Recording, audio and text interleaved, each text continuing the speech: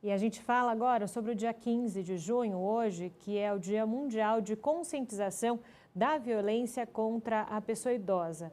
O Ministério da Mulher, da Família e dos Direitos Humanos lançou a campanha nacional de enfrentamento à violência contra a pessoa idosa e o objetivo é de abordar medidas para prevenir e identificar situações de violência contra esses idosos. E eu converso agora por aqui com o Frederico Afonso, ele é professor de Direitos Humanos. Boa tarde, professor, tudo bem com o senhor? Bem-vindo ao Jornal da Rede Alesp. Boa tarde. Boa tarde a todos, boa tarde à Rede Alesp, que nos assiste. Uma data importante, uma grande honra falar aqui com vocês.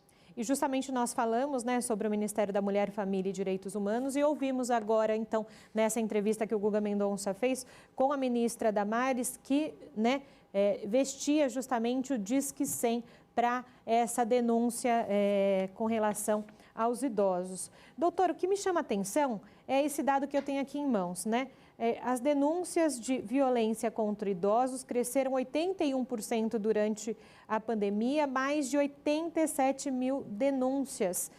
Me parece um absurdo tantas questões com relação à violência ao idoso.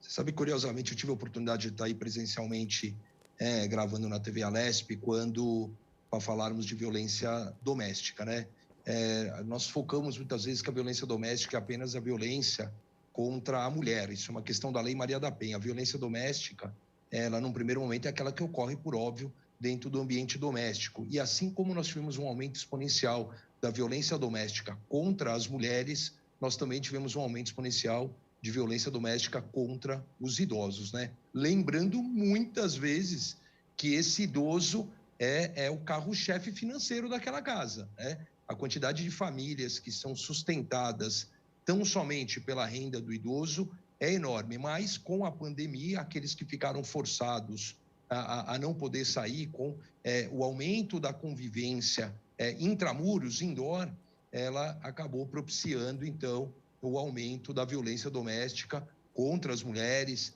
contra os idosos, que nós temos os registros. Vamos focar, claro, hoje na data estipulada pelas Nações Unidas desde 2011, com a conscientização, mas isso foi uma consequência do maior convívio familiar, o maior convívio dentro de casa, Agora, doutor, para quem está em casa e entenda justamente quais são os tipos de violência mais comum contra a pessoa idosa e justamente os que têm maior denúncia. Vamos lá. Primeiro, a gente tem que lembrar que o idoso ele faz parte de um grupo de minoria e vulnerável, No Brasil, ainda minoria, nós temos mais não idosos do que idosos. E quando a gente fala de vulnerável, justamente qual é a sua vulnerabilidade, Então, nós temos uma série de legislações que protegem o idoso no nosso país, a Constituição Federal, nós temos um tratado recente que ainda o Brasil não ratificou, do Sistema Interamericano de Direitos Humanos, nós temos o Estatuto do Idoso, mas nem sempre a norma por si só faz prevenção geral. Nem sempre a norma ela tem o condão de realmente prevenir. O espírito do legislador é essa prevenção.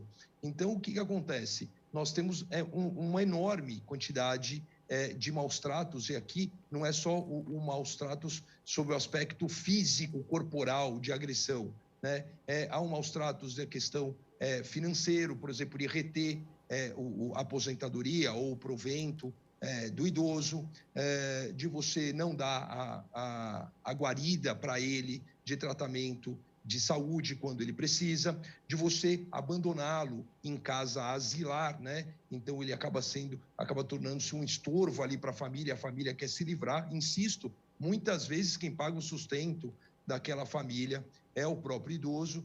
Então, os maus-tratos, eles vão desde um comportamento inadequado até os 13 tipos penais previsto no Estatuto do Idoso. Então, há muita... E a questão até interessante, porque muitas vezes o próprio idoso, ele nega. Lembro de um caso muito próximo, que foi me pedido ajuda, e era uma questão dentro do condomínio, e ao chegar no condomínio, a viatura policial acabou tocando naquela residência, a filha ou o genro que era os dois, inclusive as agressões ocorrem, na maioria das vezes, pelos próprios filhos, né? Às vezes, até, dependendo aí da idade, até dos netos. Mas nesse caso, em concreto, foi a filha, o filho que atendeu pessoas com formação superior. Isso não tem distinção, né? Se tem mais ou menos condição escolar, mais ou menos condição financeira, não escolhe essa questão.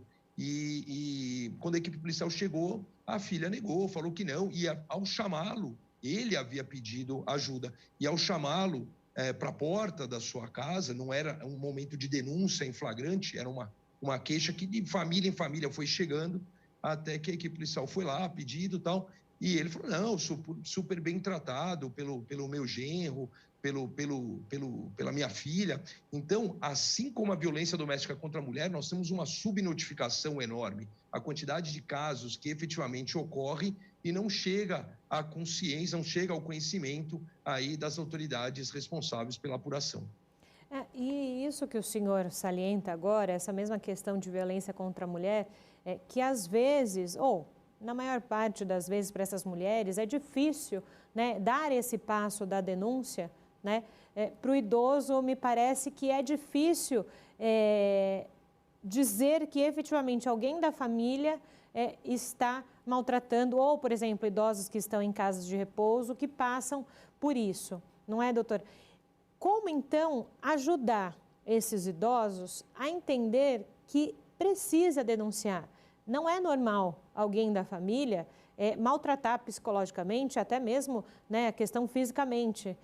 Eu não consigo entender, doutora, como alguém faz isso com um idoso, né? Que pode ser meu avô, minha avó. Eu falo que a violência doméstica, ela é algo que ela beira a irracionalidade, né? Não tem realmente, nós não vamos achar uma explicação plausível do que leva uma pessoa, um filho ou uma filha, a agredir a sua mãe, o seu pai, a sua tia-avó. Não tem. Quando você menciona, eu não consigo entender, porque realmente a gente não vai achar nunca uma explicação que é razoável, né?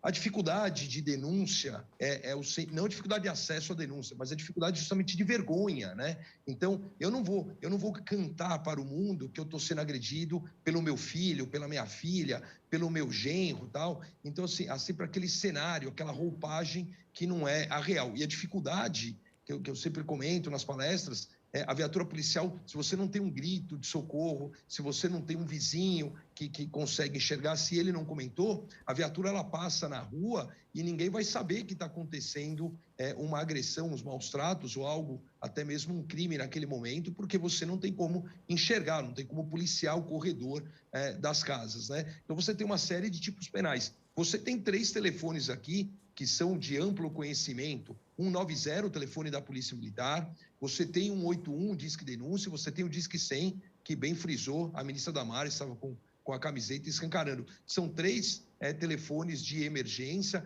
tem que falar, e no mínimo tem que conversar com alguém, né? Se ele não tem, se ela, ele, o idoso, a idosa, e a gente pode ter o idoso somatizado em vulnerabilidades, pode ser a idosa, então ela já é vulnerável por ser mulher e idosa. Você pode ter um idoso, que é muito comum, já com alguma deficiência física, em razão, inclusive, da sua própria idade. Então, eu vou somando as vulnerabilidades e as dificuldades para essa pessoa. Então, o que acontece? Ele tem que, se ele não consegue discar, porque às vezes ele não tem acesso a um telefone. Nós tivemos um caso recente aqui no estado de São Paulo, que uma mulher vítima de violência doméstica ligou e falou que estava pedindo uma pizza, e o policial teve ali a sensibilidade de entender que ela estava pedindo um socorro. Então, essa é a realidade, a dificuldade da pessoa realmente gritar por um socorro, e não é gritar de sair o brado da sua própria boca, mas uma realidade da vergonha. Então, ele tem que conversar, tem que pedir ajuda, e aquele que recebe, que tem o conhecimento, ele tem que denunciar, como foi esse caso que chegou ao nosso conhecimento por familiares. Falou, olha,